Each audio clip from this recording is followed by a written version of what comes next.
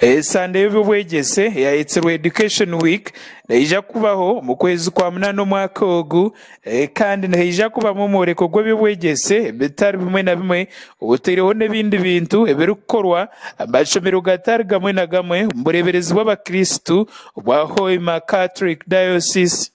Ukurigira Reverend Father Patrick Mugisa uri mukuru w'ebwegese mureberezi bw'abakristu bwa Hoima yashobora ngogu nguza ko baguriyo mugisha ugwabahango mbyo ande ngo zitari zimwe na zimwe ukoreko bukugubwabo umutange cyabunyoro.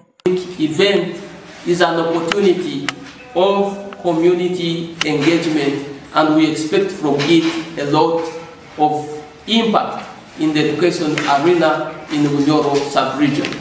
Ogu yashobora ngo abebemezi b'ebwegese umureberezo obu w'abakristu bakatamu okutaho Esande y'ebwegese umuringo gwo kugezaho kutaho buryo obo kongera amani ebyobwegese umureberezo obu. The objectives for the celebration of this year's Education Week are: we would like to raise awareness about the importance of quality education. Father Patrick yashobora ngo nk'ebyobwegese umureberezo obu bakatamungu batewe ebintu bitano musandezi ebyakubasa kuyambaho mu kongera amani byobwegese umureberezi n'obumwe. We have planned to have 5 key activities. The first key activity is an education expo.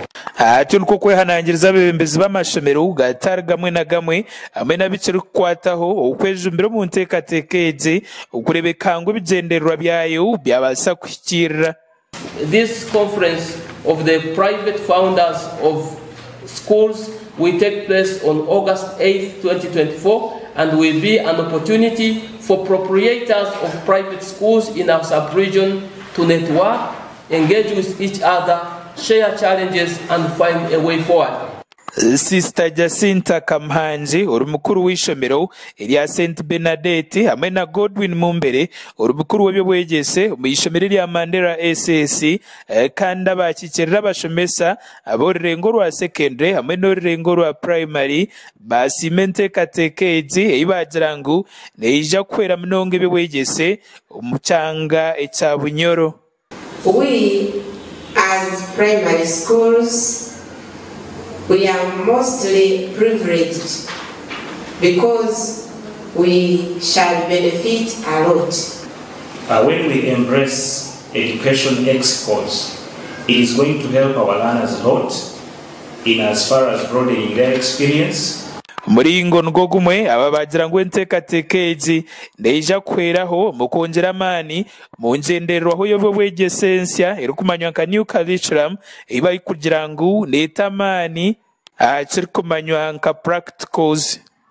We shall display what we teach in class and we go extra mile to the practicum of it. So we believe that this is an opportunity where we are going to involve the learners hands-on experiences that is going to foster a lifelong learning. Mukuru w'ebwegese mu rurembo rwa Hoima Fatima Kirokimu yasimente katekezi yagira ngo neija kweraho gavumenti obukutungura amashomero gayo. As a department at the city, we are indeed grateful that he is doing all this to better the performance in our schools. Enteekateeka ya wiki y'ebwegese yaitwa Education Week yatongozebwaho eri izooba konka neija kubaho mu kwezi kwa munana omwaka ogu. Amakuru aga gashakwa gada saba aba Sky TV agenshonga.